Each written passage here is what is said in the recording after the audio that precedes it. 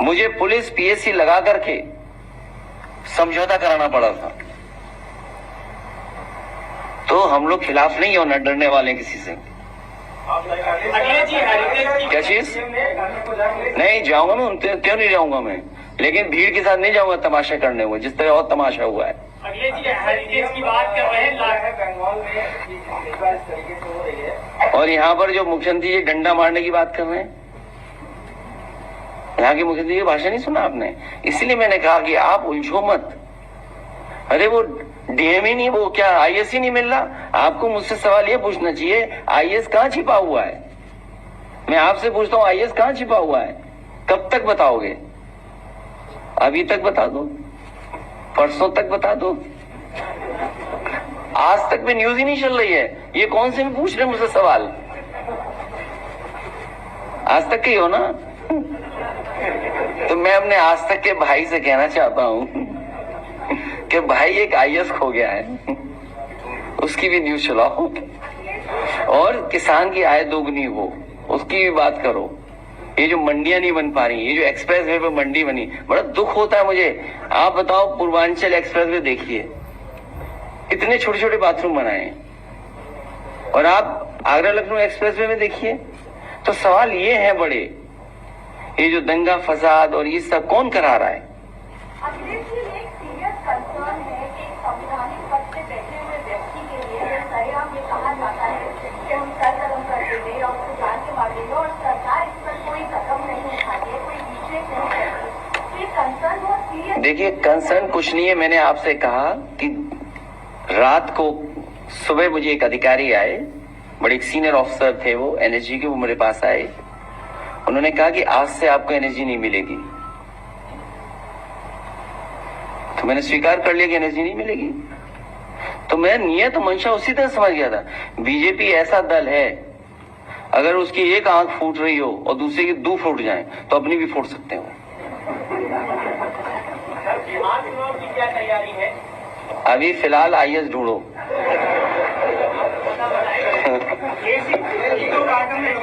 आरक्षण के विरोध में छात्र आंदोलन कर रहे हैं। देखिए, उन्हें ये सरकार आरक्षण नहीं देगी, आरक्षण नहीं देगी। आरक्षण के साथ खिलवाड़ हुआ है, और पहले दिन से खिलवाड़ हुई। मैंने कई बार एग्जाम्पल दिया इसी जगह पर, और विधानसभा में भी एग्जाम्पल दिया। जिस भर्ती के बारे में कल मुख्यमंत्री जी कह रहे थे फिक्की में, जो मेरिट से भर्ती हम लोगों ने की थी, मेरिट की भर्ती में जब बच्चे हो गए, रिजल्ट निकल गया, क्योंकि हाई कोर्ट सुप्रीम कोर्ट में इश्यूज थे। और इशू क्या थे? कुछ लोग भारतीय जनता पार्टी के समर्थक लोग कोर्ट गए थे, वो रिजल्ट डिक्लेयर नहीं होने दे रहे थे। हम लोग सुप्रीम कोर्ट गए, बच्चे सुप्रीम कोर्ट गए। जब सुप्रीम कोर्ट का आदेश हुआ और उससे रिजल्ट डिक्लेयर हुआ, तो रिजल्ट डिक्लेयर होने पर जो पुरानी आरक्षण की व्यवस्था थी उसके तहत आरक्षण मिला था, और वो लिस्ट जारी हो गई। इस सरकार की नीयत ये थी कि उस आरक्षण को नहीं लागू करेंगे। उन्होंने आरक्षण की व्यवस्था बदल दी, जो नए आरक्षण की व्यवस्था थी वो लागू की। उसमें 1700 लड़के पिछड़े, दलित और आदिवासी नौकरी से बाहर हो गए थे। तो इसलिए साथी मैं कहना चाहता हूं कि इनकी नीयत नहीं है, पहले दिन से ये नीयत रही कि आरक्षण खत्म हो, और हम तो एक कदम आगे बढ़ेंगे। ये जो बड़ी बड़ी कंपनियां हैं प्राइवेट में, इसमें भी आरक्षण लागू होना चाहिए। मांग हम लोगों ने पहले भी की है, और अगर आपको कॉम्पिटेंट लोग चाहिए तो हम उनके लिए ट्रेनिंग इंस्टीट्यूट बनाएंगे। क्यों नहीं ट्रेनिंग इंस्टीट्यूट बने? जैसा आपको बच्चा चाहिए, जिस ट्रेनिंग का चाहिए, हम वैसा आपको देंगे, उस इंस्टीट्यूट से देंगे, लेकिन आरक्षण दीजिए आप।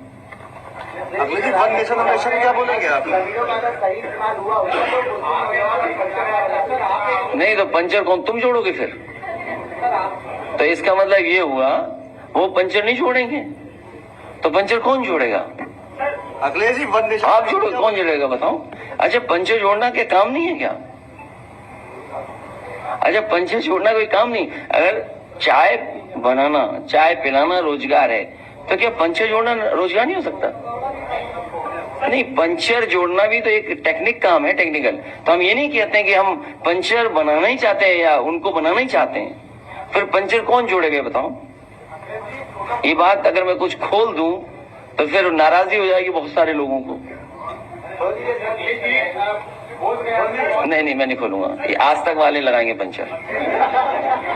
ये बहुत गया में बहुत आंदोलन कर रहे हैं अपनी बचाने के लिए।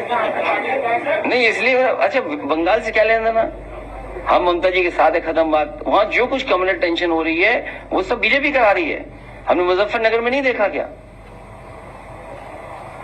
या यूपी में जो घटनाएं होती नहीं देखा? मैंने अपने तालिग्राम में देखा, बीजेपी के नेता ने, बीजेपी के कार्यकर्ता ने एक जानवर का मांस कटवा के मंदिर में डाला और उसमें 17 बीजेपी के लोग जेल गए थे। आप लोगों ने न्यूज ही नहीं चलाई, तब कहां था आज तक? अगर एक भी न्यूज चलाई हो तो बता दो। आप आए हो, आप बताओ ना, न्यूज चलाई आपने? जब 17 बीजेपी के लोगों पे एनएसए लगा, जेल गए, आपने न्यूज ही नहीं चलाई। नहीं आज तक तो था, ये तो चलो नए आए हैं, रहे तो उसी चैनल में होंगे। अच्छा मेरी मदद करो, अच्छा बड़ा चैनल है, मेरी बड़ा चैनल है, मेरी मदद ये करे कि जो, हालांकि एक चैनल है उसकी तो ये समर्थक क्या है, उसका समर्थन कैसे करेंगे? स्टिंग ऑपरेशन जो हुआ उसी में हम लोगों की मदद कर दो थोड़ी बहुत, कि कौन दोषी अधिकारी थे उनके नाम जारी कर दो, जो नाम आए हैं उनका नाम जारी कर दो, बस एक स्ट्रिक्ट चल जाएगा, हाँ इनके नाम थे, इनके नाम थे।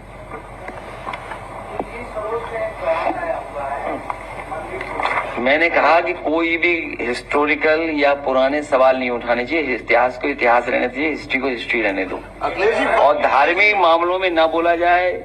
जो है बयानबाजी नुकसानदेह हो उसको नहीं बोलना है। अरे गेहूं नहीं खरीद रही सरकार, ये बड़ा मुद्दा है। जो गेहूं नहीं खरीदा जा रहा है ये बड़ा मुद्दा है। अभी किसान को रेट अच्छा मिल जाता, ये जो लिया जा रहा है गेहूं, अंत में 2-3 बड़ी कंपनियों पे पहुंच जाएगा गेहूं, और वही फिर पैकेट का आटा आप लोग खरीदोगे महंगा, तो मुनाफा किसका हुआ? तो मुनाफा कौन लेके जा रहा है? किसान को मुनाफा नहीं मिल रहा है।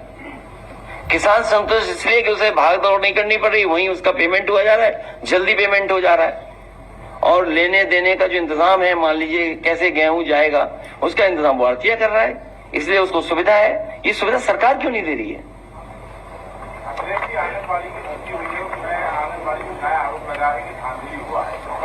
अभी मेरा एक पत्रकार साथी मिला था आजमगढ़ में, उसने बताया कि जितनी भर्ती हुई सब एकदम फ्रॉड भर्ती हुई है। तो मैंने उसका सूची दे देना मुझे।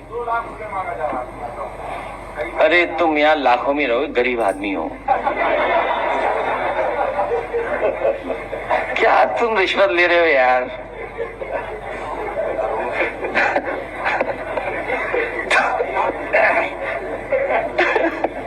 अखिलेश जी क्या तो, अरे ये सोचो ना आप, इन्वेस्टमेंट वाली जो रिश्वत थी, अरे कैलकुलेशन नहीं कर पाए हम लोग, कैलकुलेशन नहीं किया हम लोगों ने अभी कि कितना इन्वेस्टमेंट के कितना क्या कैलकुलेशन था। बता रहे कैलकुलेशन बहुत ज्यादा था, जो कैलकुलेशन था बहुत ज्यादा था, जिसकी वजह से ये सब बातें निकल करके आई। जो आप बता रहे हो नमक की तरह तो चलता ही रहता, फिर कुछ उसमें आवाज ही नहीं उठती। आरोप ये लगाया कि मेरी शादी नहीं हुई है और मुझे विधवा बता दिया। तो ये तो सुधार हो जाएगा, उसमें कोई बात नहीं।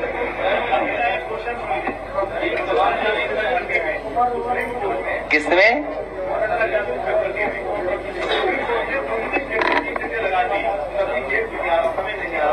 मैं कह चुका हूँ। हाँ ठीक है धन्यवाद।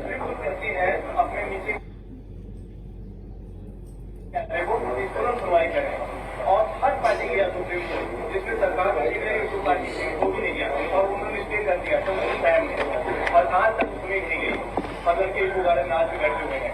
मैं फिर बात दोहराता हूँ, सामाजिक न्याय राज की स्थापना के लिए हम सब लोगों को मिलकर के काम करना पड़ेगा, तभी ऐसी समस्याओं का समाधान होगा।